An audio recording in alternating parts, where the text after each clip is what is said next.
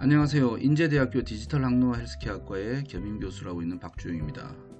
여러분들과 금융의 디지털 전환과 빅핀테크의 미래라는 제목으로 꽤 장시간 수업을 같이 온라인이지만 이렇게 하고 있는데 드디어 마지막 챕터, 마지막 수업입니다.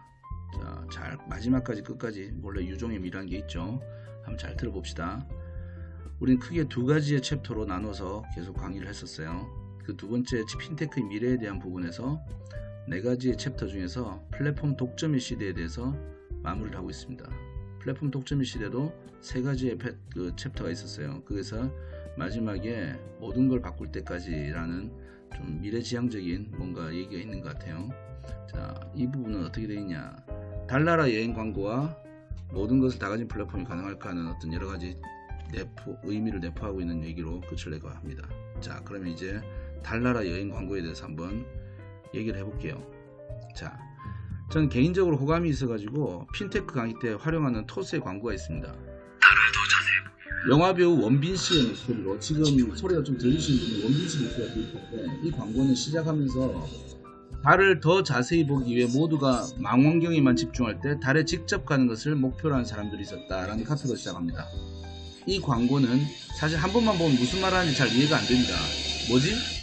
드디어 민간 달나라 여행이 시작된다는 우주여행 광고인가? 하는 생각이 들 때쯤에 위대한 성취는 위대한 목표로부터 라는 카피가 나오면서 카메라가 초능력을 발휘하면서 멀리 보이던 달의 표면까지 엄청난 주민을 하게 되죠. 달의 바닥이 바로 눈앞에 딱 오더니 갑자기 옛날에 아폴로 우주선 탔던 닐 암스트롱처럼 암스트롱 발바닥이 탁 연상시키는 우주인의 발자국이 딱 찍히면서 뭐가 나오느냐? 잠 볼까요? 어떤 얘기가 나오는지? 자, 딱 찍힙니다. 그죠? 딱 찍고 토스, 금융부터 바꾼다. 모든 것을 바꿀 때까지 라는 정체를 밝히는 광고 문구를 텍스트와 함께 보여줍니다. 그리고 마지막 에필로그 같은 말 한마디로 다 하죠. 애담하게 집요하게 토스. 이 광고를 저보다 집요하게 해석해본 사람이 계신지는 모르겠습니다만 저는 이 광고에는 토스가 원하는 모든 비즈니스 비전과 로망이 정확히 녹아있다고 이해했습니다. 그리고 그 비전과 로망은 결국은 모든 핀테크 기업의 공통된 바람이라고 봅니다. 달에 직접 가겠다는 목표를 세운 것은 바로 자기 자신들이란 거죠. 그렇다면 달은 과연 무엇일까요? 달을 부연 설명하는 것이 위대한 성취에 필요한 위대한 목표라는 것이죠. 자신들의 포부가 남다른 것에 있음을 선포한 겁니다, 사실은. 그리고 그 구체적인 내용을 발바닥이 딱 찍히면서 소리와 문자로 모두 보여줍니다. 모든 것을 바꿀 때까지 나아갈 것이라고. 우선은 금융부터 바꿔주고 나서. 그리고 어떻게? 라고 물어보는 이들에게 답까지 합니다. 대담하게 집요하게. 그렇게 해낼 거라고. 물론 대부분의 광고들은 러프하고 과장된 표현으로 포장을 하는 것이 일반적입니다. 이 광고도 그럴싸하게만 볼 수도 있겠죠. 하지만 저는 그렇게 보지 않습니다. 토스가 이 광고에서 어필한 모든 내용은 핀테크 기업이 더욱 구체적으로는 테크핀 기업이 어디를 목표로 하고 가려 하는지, 어디로 가야만 하는지 정답을 제시하고자 하는 것 같습니다. 모든 것을 바꾼 독점 플랫폼으로 성장할 거라는 그들의 포부, 결국은 바로 빅테크죠. 결국은 바로 빅테크입니다. 그리고 그 이상의 더 큰 비거 테크일 수도 있고, 아니면 정말 비기스트 테크를 목표로 가겠다는 겁니다. 핀테크에 대해서 기존의 금융기업들이 초기에 가볍게 보던 시각에서 긴장하면서 예의주시하던 시기를 넘어서 이제는 서로 경쟁과 협력을 반복하는 시기가 되었습니다. 미래의 금융업계가 어떻게 될는지 저도 사실은 정답은 모릅니다. 그러나 제가 어느 정도 이해하려는 바로 핀테크 또는 테크핀이라 불리는 플레이어들은 시작할 때부터 목표 지점이 달나라 이상의 어떤 지점이었을지 모른다는 겁니다.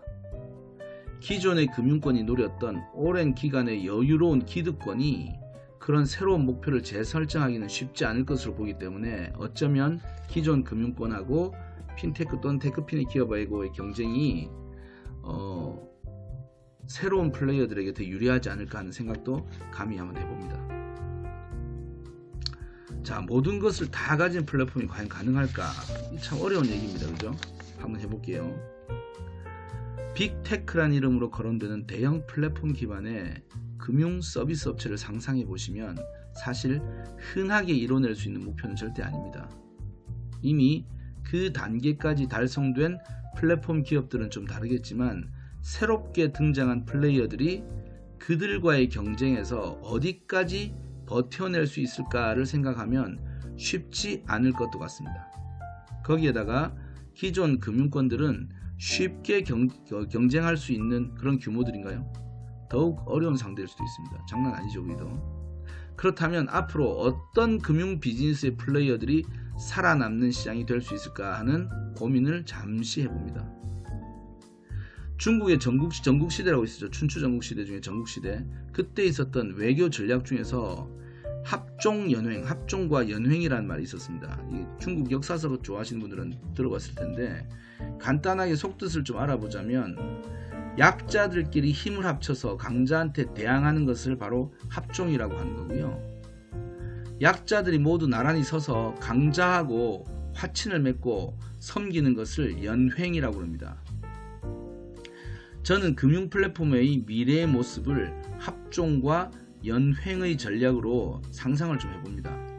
이미 모든 것을 가진 메이저 금융업체 혹은 메이저 플랫폼 기업을 상대로 상대적으로 작은 핀테크 기업들이 연합하고 제휴해서 새로운 경쟁 구도를 만들어내는 모습, 새로운 스타트업의 차별화된 기술과 서비스를 무기로 대형 플랫폼과의 합병이나 얼라이언스를 구축하는 일들, 마치 역사 속에 합종과 연횡 같은 수직 수평의 전략이 필요에 따라 활용되는 것 같습니다. 그리고 이런 현상들은 이미 금융뿐만 아니라 모든 플랫폼 업계에서 다 일어나고 있습니다. 그런데 합종이나 연횡은 모두 메이저와의 공생 방안이란 점에서 메이저를 이겨내지는 못한다는 아이러니가 있는 겁니다. 실제 합종 연횡이 중국 역사서에도 그랬었어요. 현재 플랫폼 확장의 주요한 방식은 기업의 인수합병, 즉 M&A라고 합니다. 과감한 투자로 시간을 단축하고 연구 개발의 실패 확률을 줄이는 방식으로 사업의 영역을 확장하고 기술을 인수하고 모든 데이터를 확보하는 방식으로 진행되는 것입니다. 특정 산업 분야가 이런 과정을 거치게 되면 나타나는 현상이 대표적인 것이 있는데 그게 뭐냐면 거대 매머드 기업이라고 하죠. 거대 기업이 탄생하고 중소규모의 기업은 종속적인 인수 또는 인수 같은 구조에 속해지는 겁니다. 가장 대표적인 사례 중에 하나로 제가 직접 경험했던 온라인 게임 업계를 들 수 있습니다.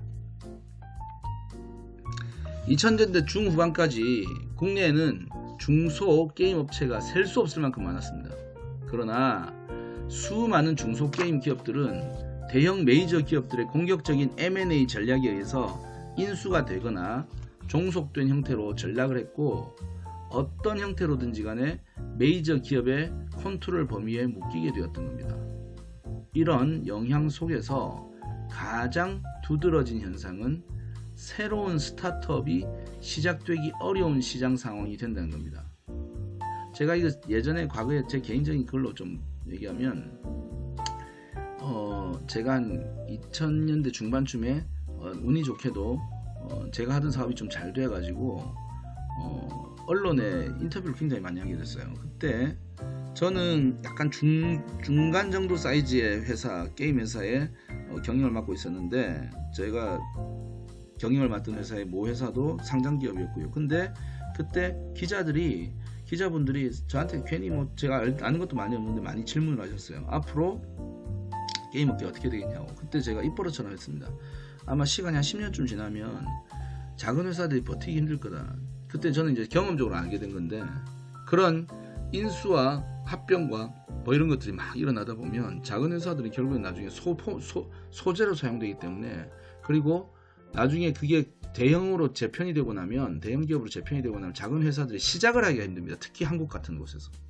아무튼 그런 일이 있었는데 제가 무슨 예언을 하거나 이 성견지명이 있는 것이 아니라 제가 알고 있는 그 비즈니스의 시장의 논리대로 흘러가더라고요. 실제로 과거에 비해서 국내 게임업계 새로운 중소 스타트업이 용기를 낸 비율이 굉장히 많이 줄었습니다. 그리고 그들의 성공 스토리도 완전 예전 같지 않죠. 이제 작은 회사들이 뭐 한다 그러면 투자도 안 들어옵니다 이제는. 아무튼 금융을 포함해서 많은 플랫폼 분야들도 향후 그렇게 될 가능성이 적지 않아 보인다는 게 문제인 거죠. 그렇게 된다면 정말로 모든 것을 가진 플랫폼들이 등장할지도 모릅니다. 뭐 여기 제가 책의 표지가 재미있는 맹문과에서 시장의 지배자 플랫폼이죠. 정말 시장을 지배하는 그런 플랫폼들이 등장할지도 모릅니다. 그들이 가진 서비스 영역 중에 중요한 것으로 금융은 반드시 포함될 거라고 저는 생각합니다. 금융업을 영위하는 대형 플랫폼이 글로벌에서든 특정 국가에서든지 간에 등장하더라도 새로운 기술과 아이디어로 승부하는 새로운 도전자들은 끊임없이 계속해서 등장할 겁니다. 그들의 도전이 시장에서 유의미한 결과까지 이어질 수 있는 필요 충분 조건은 결국은 고객의 편의와 함께 금융의 가장 중요한 덕목인 수익과 이익에 얼마나 기여할 수 있는가에 달려 있다는 것은 항상 변하지 않을 겁니다. 자, 여러분들과 이번 시간에 마지막 강의를 좀 정리를 할게요. 토스 광고를 통해서 핀테크 기업들이 단순히 금융업에서의 성공만을 목표로 하지 않는다는 것을 토스는 스스로가 밝혔고 우리는 또 예상하게 될 수 있는 거죠. 플랫폼의 확장을 통해서 빅테크 같은 대형 포탈 또는 토탈 플랫폼이 등장한다면 금융을 포함하여 모든 서비스가 연결되는 진정한 의미의 미래지향적인 플랫폼이 등장할 가능성도 예측된다고 저는 생각합니다. 대형 플랫폼 중심의 시대가 열리더라도 고객의 편의성과 금융의 이익을 차별화하는 서비스를 개발하는 도전은 존재할 필요가 반드시 있는 겁니다. 자, 여러분들과 꽤 많은 시간 동안 금융과 관련된 또는 핀테크와 관련된, 그리고 금융과 핀테크뿐만 아니라 제가 항상 반복적으로 얘기했지만 금융이 아니라 금융 외의 얘기를 통해서 금융으로 나아가는, 또는 금융이 또 다른 곳으로 나아가는, 확장되는 그런 얘기들을 핀테크 또는 테크핀 또는 빅테크라는 용어까지 나오면서 여러분들과 강의를 했습니다. 제가 마지막 시간이니까 좀 정리를 한 번만 더 할게요. 여러분들이 경제학과나 또는 상대 쪽이 소속이거나 이런 게 아니다 하더라도 자기가 예를 들어서 예술 분야에 있는 사람조차도 요즘에는 이 핀테크가 사용되어 있다는 것을 사례를 찾아보면 얼마든지 있습니다. 저는 사실은 여러분들께, 학생들에게, 아마 듣는 분들이 대부분 학생들일 거니까 핀테크라는 소재를 가지고 얘기를 했지만 사실은 핀테크를 얘기하고 싶었던 게 아니라 지금 현재 여러분들과 제가 살아가는 시대의 트렌드를 말해주고 싶었던 거예요.